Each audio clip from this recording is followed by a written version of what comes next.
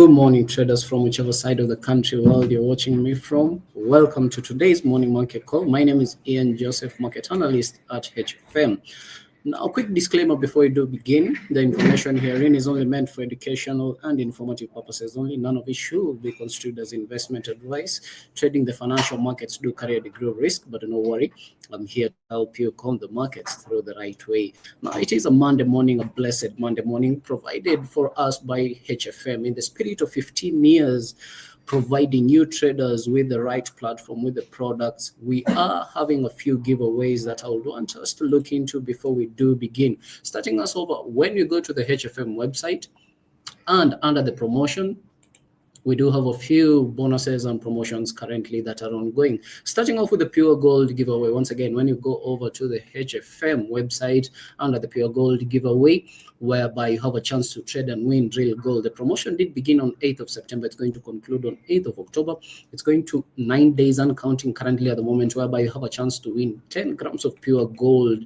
How do you join? You go over to your HIF under promotions, join the Pure Gold giveaway, trade 100 standard lot size in gold using any account type and hit the target and win 10 grams of pure gold. Now, this promotion is going to have unlimited winners. It doesn't matter the amount of people who are going to win the targets. We also do have Battle of the Elite, whereby you have an opportunity to become Kenya's Don Wabiz, claim the crown, win 650,000 Kenyan shillings, whereby number one is going to walk home with $5,000, number two is going to walk home with $2,000, number three is going to walk home with $1,000. We are going to have 10 winners in the lucky draw, walking home each with $200. Now, how do you join? You go over to your HF under the promotions, Battle of the Elite, and join the promotion. Now, you have to open a Battle of the Elite trading account and deposit at least $100, trade any asset, and rank in the top 3 traders by percentage-wise of profit gain to win a cash prize. Once again, we are going to have 10 lucky winners in the lucky draw who are going to walk home with $200 each. Now, looking at the leaderboard currently, very interesting, whereby Nancy is at the top with 202%, meaning if Nancy did deposit $100 right now, at the moment, she has made something more than $400, which is quite achievable looking at it. And Fabian with 0.7, meaning if he did deposit $100, he has only made $0.7 and he is on the leaderboard currently at the moment. Now, we do have the virtual to real demo contest, whereby you have a chance to trade the demo account, and if you do appear on the leaderboard, we are going to credit you with $500. Now, this promotion is currently ongoing, but looking at it on the monthly perspective, it's going to end by Tuesday evening, whereby Wednesday we are going to start a new challenge whereby you have an opportunity to trade demo to live. Number one is going to walk home with $500 credited to the account under Crystal Obelisk, and number two is going to walk home with 300 credit. Number three is going to walk home with $100 credit. Now, we also do have another account that we have just released. It's called the Shield 500, whereby this account you have the opportunity to deposit anywhere between $100 to $500, and whatever losses you incur within the first 25 days, we are going to refund you the full amount up to $500. Very interesting to note. Now, let's get it on, whereby welcome once again to the morning market call. Now, today is Monday. The monthly candle has 2 more days, today and tomorrow. Then on Wednesday, we are going to begin another monthly candle, meaning we are due to anticipate NFP later on this week. But looking at the economic calendar, whereby we usually start to generate our ideas from, starting off with New Zealand dollar, they just did shift to DST on Saturday, whereby their clocks are now moved forward 1 hour, and most of the countries are going to follow suit before the end of this upcoming month, whereby today is Monday. Once again, we did have news releases from Finland. Now, Finland is an interesting country when you look at it, because it does account for less than 1.5% of the total GDP of the euro. Looking at it currently at the moment, we are coming back from lows that was created in 2023.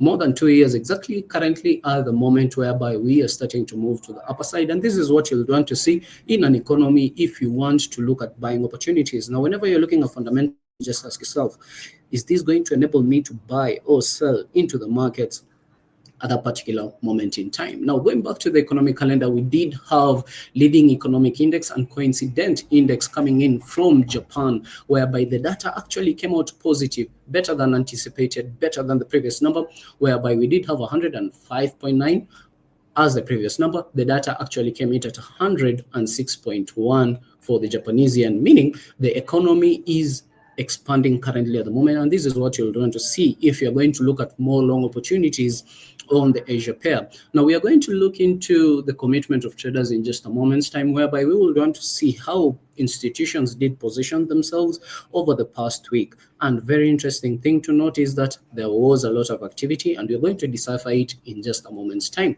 Now, currently at the moment, we do have Siplon speech. Now, this is a member of the European Central Bank, and this is how the data is usually presented. There is a structure into how these news releases are released into the markets, whereby during the first 3 weeks, you get majority of the news releases. Then most of the times during the end of the month, we get forward guidance from the central banks, whereby they also look at these numbers. They look at NFP numbers, employment numbers, if you're looking at it from the United States perspective.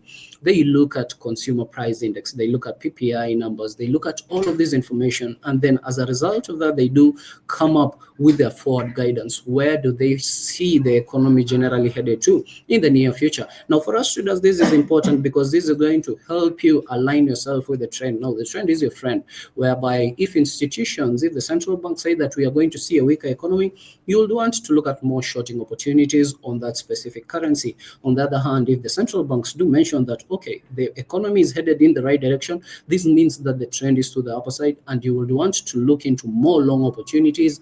As a result, we do have Simple Loan speech currently at the moment, who's a member of the ECB once again. And looking at it, we would want to look at the forward guidance that the ECB does have.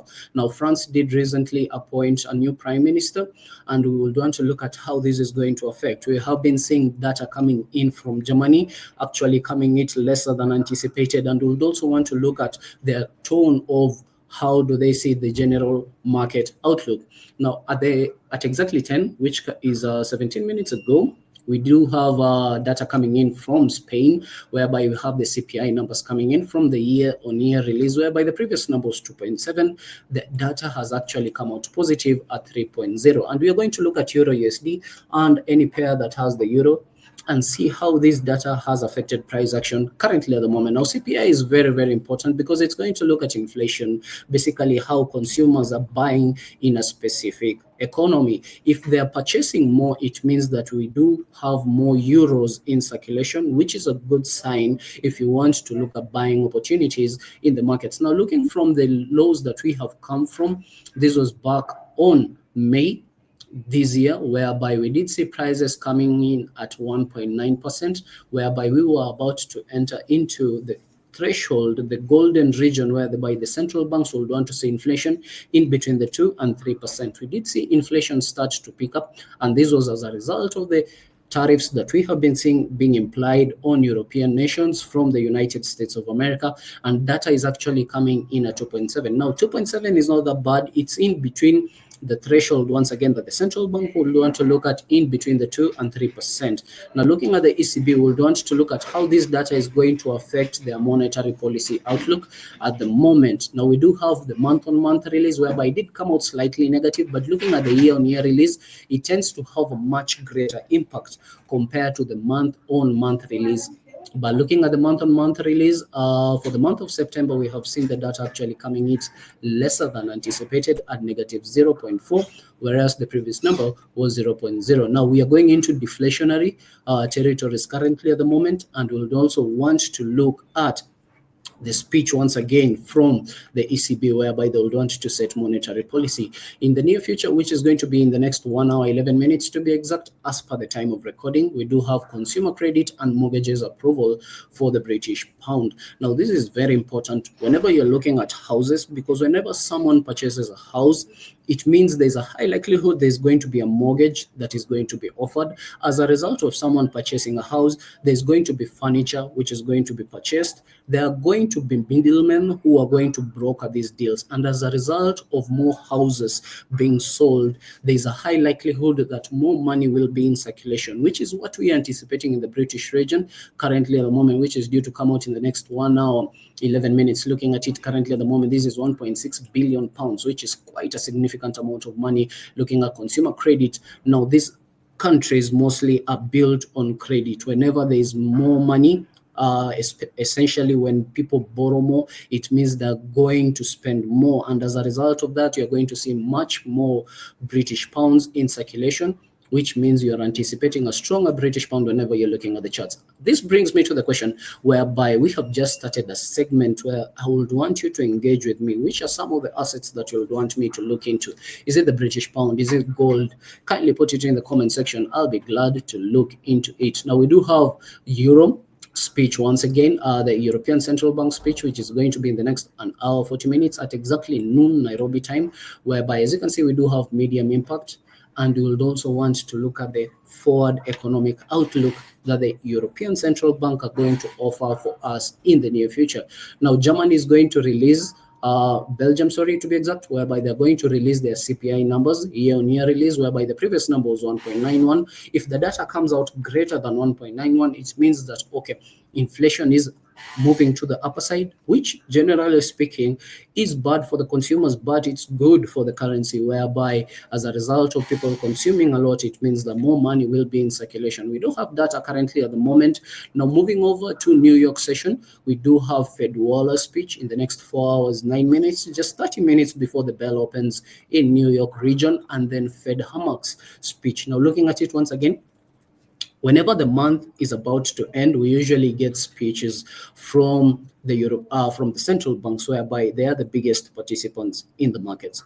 If they are going to speak, we traders will want to listen to their tone. The tone is the most important. Are they bullish or are they bearish in the markets? Basically asking ourselves, are they hawkish or dovish currently at the moment? Now, we do have ECB lend speech once again. Look at it. This is the third speech that you're going to receive from the European Central Bank today. But later on in the day, we do have pending home sales, which once again is a very critical data whenever you're looking at the markets, pending home sales, because it does create a ripple effect in the markets once again, because as a result of people buying houses, it means that there are going to be mortgages that are going to be offered, furniture is going to be bought, there are going to be middlemen who are going to broker the sale of these houses, and as a result of one house being sold, a lot of money is going to move around. Now, if we do get a lot of pending home sales, it's going to mean that, okay, in the near future, people are preparing themselves for spending money, because as a result of the mortgages, once again,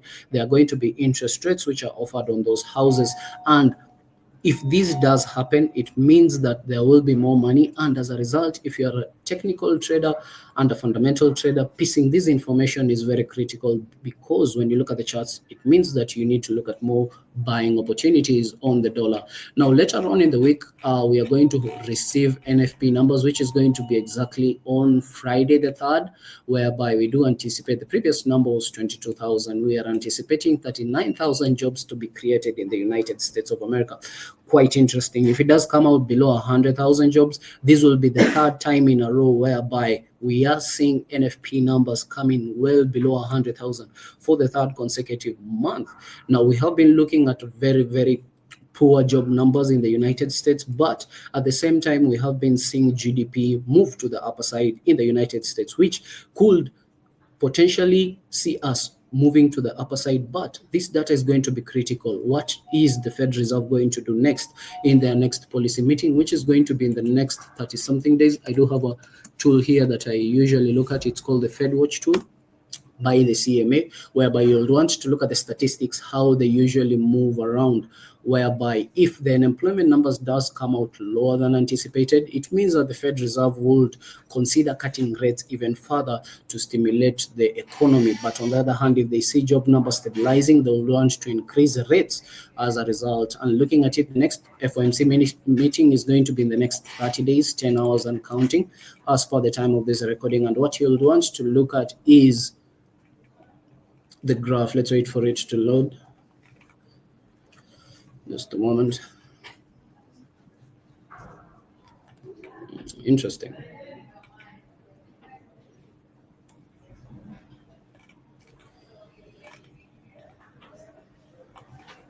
Okay, as we wait for it to load, I would want us to jump over. Okay, here it is, whereby there's an 89.3% chance we might see interest rates being taken even further down to 375 to 400 basis points. Now, the current target rate is between 400 and 425. There's a 10.7% chance that we might see interest rates being held at that particular region, but the oncoming data that is supposed to be released later this week is going to have a very big effect on these numbers. What are the percentages that we are looking at? But there's a high likelihood that on 10th of December, we do have two meetings remaining for the Fed Reserve, whereby there is a 68.3% chance that we might see even rates being taken further down to 350 to 375 basis points currently at the moment. And this is data that is due to change as a result of the incoming news releases that the Fed Reserve also usually look at.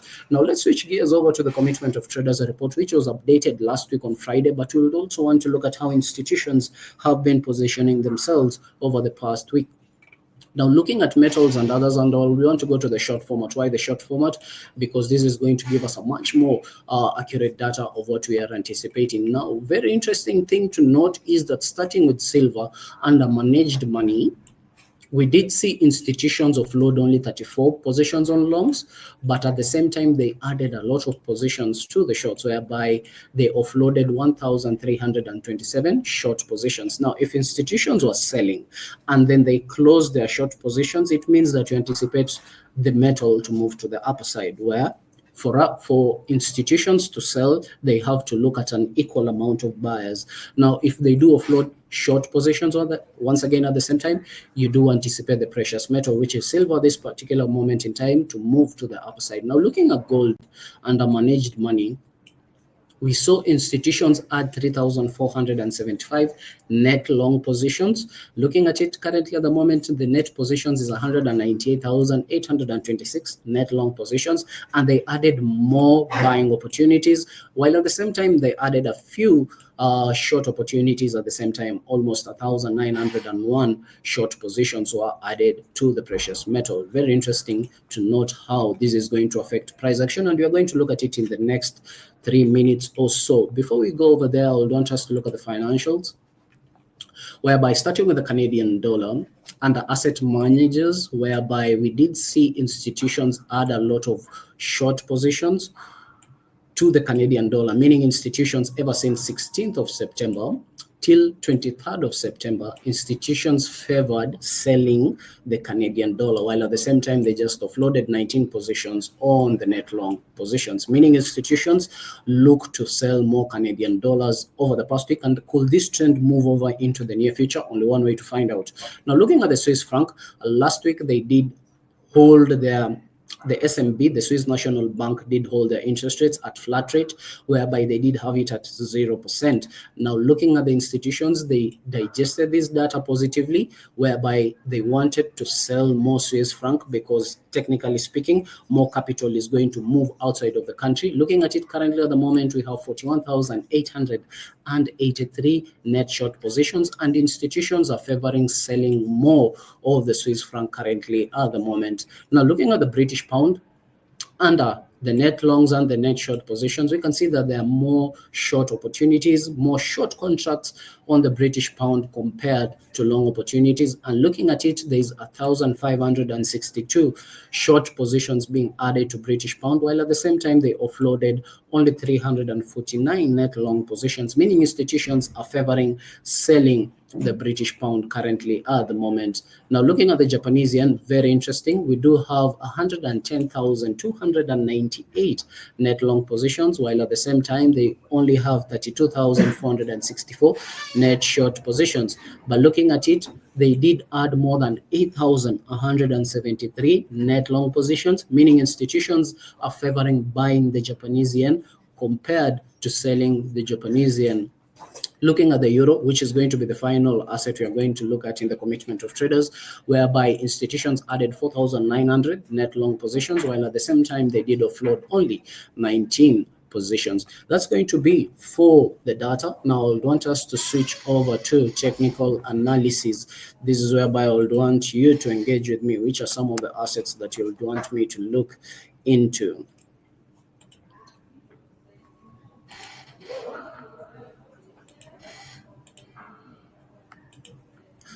Let me share my MetaTrader.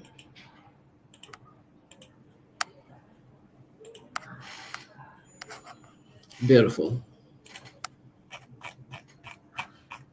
Somari, thank you for being the first one to join. Do you hire people to trade for you? I don't believe so. We just offer you the platform, USD Canadian dollar. Okay, so just buy USD card. Now, looking at the commitment of traders once again, institutions have been favoring selling the Canadian dollar ever since 16th of September till 23rd of September. We did see institutions add 3,000 positions on shorts. So from 16th, where are you, darling? Here. Now look at this, beautiful, beautiful. Ever since these laws were created, we did see institutions starting to sell the Canadian dollar. Now, if you're looking at USD Canadian dollar and institutions are selling the Canadian dollar, it means the USD is going to be stronger. And as a result of this information, we did see prices move to the upper side, whereby we did have a change in character, whereby this high broke the most recent lower high around this region, and then prices retraced to the downside. This low failed to break the most recent low, and then prices continued moving further to the upper side. Now, looking at it currently at the moment, ever since Asian did open, prices moved slightly to the upper side. We are now trading below the Asian open, which is interesting because once again, look at it from this perspective. We are looking at the weekly candle. This weekly candlestick is going to have just 2 days for it to print, then close, which is going to be the monthly close of this candlestick. As a trader, you'll want to be very careful because the next monthly candlestick that is going to open, there's a high likelihood it's either going to form a low or a high, and that is going to be a lot of volatility. But at the moment, we do have support forming around this region, whereby once again, ever since Asian open, we did see prices rally to the downside, but you did hit a region of support whereby for the past 5 hours prices has been failing to break below this region. If this candlestick closes bullish, there's a high likelihood that prices will continue moving further to the upper side as a result of the underlying trend of the market. Now, looking at USD Canadian dollar, once again, it's going to be dependent on the data that is going to come out, but looking at it as a result of the commitment of traders, we have been seeing institutions offload a lot of positions on the Canadian dollar, and I do anticipate prices to continue moving further to the upper side. If you do break above these candlesticks opening price, there's a high likelihood prices will continue moving to 1.39559, which is a very, very likely target for us to hit in the markets during this period in time, whereby that's more than 35 pips away. Very interesting. That's a good tradable range whenever you're looking at it on the markets. But on the other hand, if you do get a candlestick that closes below this region of support, it means that there's a likelihood prices will come back down to fill these regions of inefficiencies that are residing below this region. Only now, as a trader, we do react to prices. Now, 21 Forester, BTC USD, there's still a bill in parliament, whereby at the moment, BTC is going, I'm going to sideline it for a minute, just a minute, until parliament decide on where they would want us to go with the crypto markets. Currently, at the moment, we are not regulated to talk about Bitcoin. Hello, Nyaga. How do I connect HFM account to my MT5 PC? Beautiful question. How do you connect your HFM account to MetaTrader? Now, when you get your details, you need three data. The first one is going to be the server. Whenever you open an account, it's going to specify the server, whereby it's either going to be demo or live, and then there's going to be the server name. Okay. Now, you need to ensure you have the correct server name. You need to ensure you have the correct login number and then the password. Now, when you come here, you go over to File, then Login to Trade Account, okay?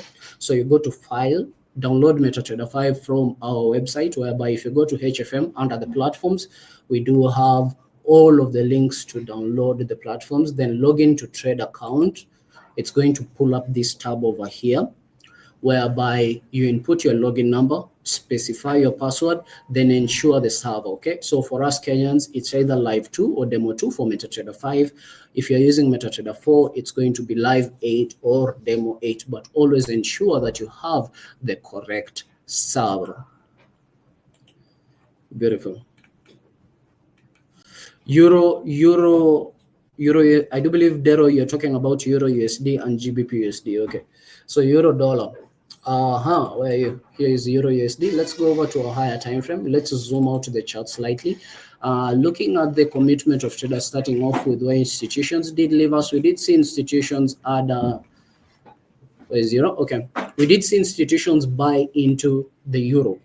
4,900 positions being added ever since 16th of September till 23rd of September. But actually, we saw the United States dollar gain as a result. Now, look at this specific price action here. This was when the Fed Reserve did decide to cut interest rates most recently, whereby prices spiked to the upper side. Then we had a massive downturn. And this was the result of Fed Chair Jerome Powell speaking of this is going to be a risk management cut. And we don't anticipate aggressive cuts like we would have thought it will happen. And as a result, prices moved to the downside, started forming new lower lows, lower highs. We did hit a region of support. The markets retraced.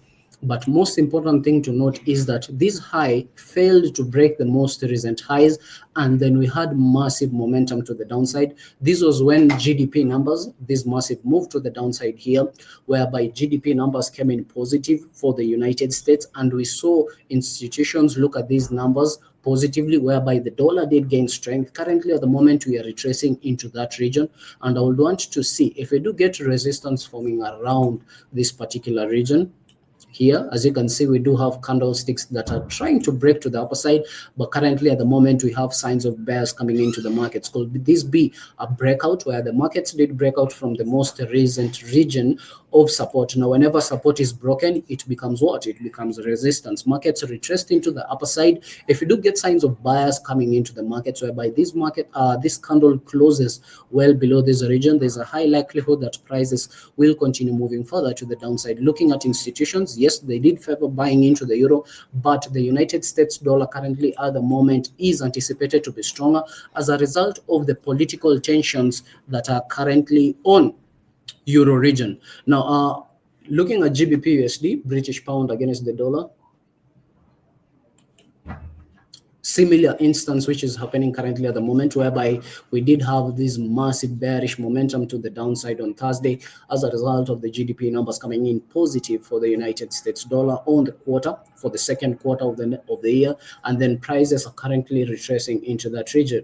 Once again, support was broken and it has become resistance. If we do get candlesticks that fail to close above this region. Now look at this interesting piece of price action here, whereby this opening candlestick coincides with exactly the candlestick that is forming currently at the moment. Now it is London open currently at the moment, and it has come back to retest the opening price of Thursday just when we had the GDP numbers being released. If we do have this candlestick the same way, closing below this region, as we have seen on Euro USD, I would want to look at more selling opportunities to the downside, possibly coming back to the opening prices of today's Asian Open. Now, looking at it, if this is something I would want us to let me pull this here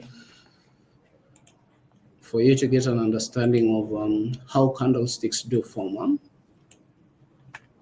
So let me start with a clean page. If I'm anticipating a bearish candle to form, remember it's a chart of price against time, okay? So it's a chart of price against time. Let's say this is on the weekly perspective, meaning this is going to be Monday, this is going to be Friday. If I'm anticipating a bearish candle to form, I'm anticipating a candlestick of this nature, whereby it's going to have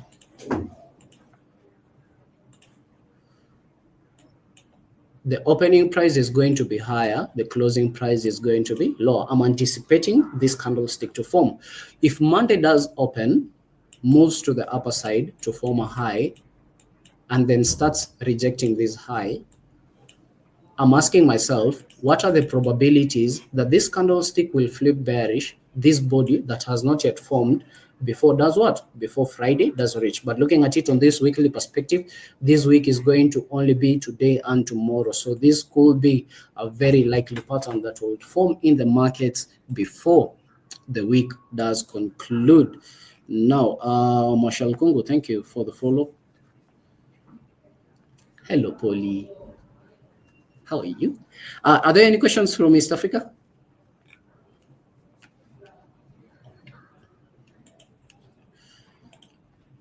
Okay, that's going to be it for me. Thank you. Stay safe. I would want to wish you a peaceful week ahead. Risk management is going to be very crucial. Once again, we do have the Shield 500 accounts that we are offering currently at the moment, whereby if you do deposit anywhere between $100 and $500, whatever losses you incur within the first 25 days, we are going to refund you up to $500. Once again, take care of yourself, stay safe. I shall see you in the next session.